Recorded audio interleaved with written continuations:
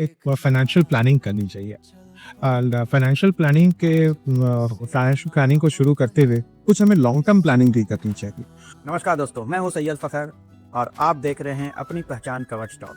तो बातचीत को आगे बढ़ाते हुए हम लोग बात करें फाइनेंशियल प्रोटेक्शन पर, क्योंकि फाइनेंशियल प्रोटेक्शन को हम लोग वैल्यू नहीं देते हैं। होता क्या है कि हमारा जो एक्सपेंस है वो चलता जाता है और बाद में हम पछताते हैं कि हमने पहले ये विचार क्यों नहीं की। देखिए, अगर हम लोग फाइनेंशियल प्रोटेक्शन के लिए हमें एक फाइनेंशियल प्लानिंग करनी चाहिए। फाइनेंशियल प्लानिंग को शुरू करते हुए हमें ये ध्यान में रखना चाहिए कि हमारे आने वाले खर्चे क्या क्या हैं। जैसे कुछ खर्चे होते हैं जो हमारे रोज़मर्रा ज़िंदगी में रोज़ के खर्चे होते हैं, यानी कि ऑन एन एवरेज जो हम लोग बात करते हैं कि मेरा मंथली एक्सपेंडिचर कितना होगा। तो पहली बात तो ये, उसका एक लेखा जोखा मोटा मोटी एक अंदाज़ा हम लोगों को लगाना चाहिए।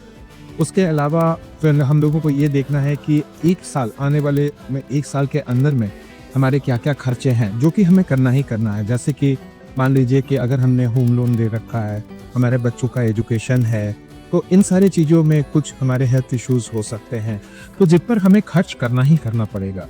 तो इनके बारे में भी हमें सोच करके रखना चाहिए कि इसमें एक अंदाज़ा लगाना चाहिए कि हमें कितना खर्च होने वाला है। इसके अलावा कुछ हमें लॉन्ग टर्म प्लानिंग भी करनी चाहिए।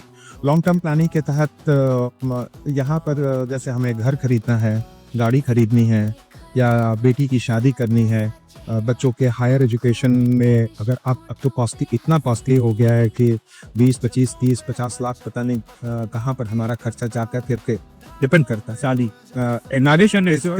एजुकेशन अलग, शादी अलग, या इन दोनों पर हमें विचार करना चाहिए। तो वैसे मेरा एक छोटा सा सजेशन है, शादी एक बड़ा ही पर्सनल और इमोशनल मामला है।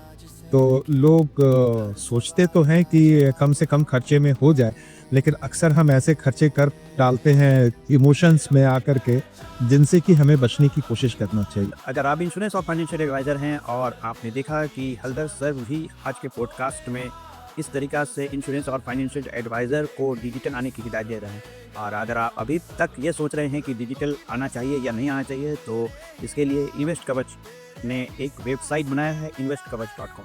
वहाँ आ करके पहले आप खुद को लिस्टिंग करें। आपके पिन कोड वाइज आपको फ्यूचर में इसमें बहुत ही सपोर्ट मिलने वाला है। आइए इसमें आप आ करके फ्री लिस्टिंग करें। वेबसाइट का लिंक या फिर फॉर्म्स का लिंक आपको बायोस में या नीचे डिस्क्रिप्शंस में मिल जाएगा। आइए आकर के यहाँ पर आप लिस्ट करते हैं। ये अपनी पहचान, अपना अभिमान, भारत की आवाज हर दिल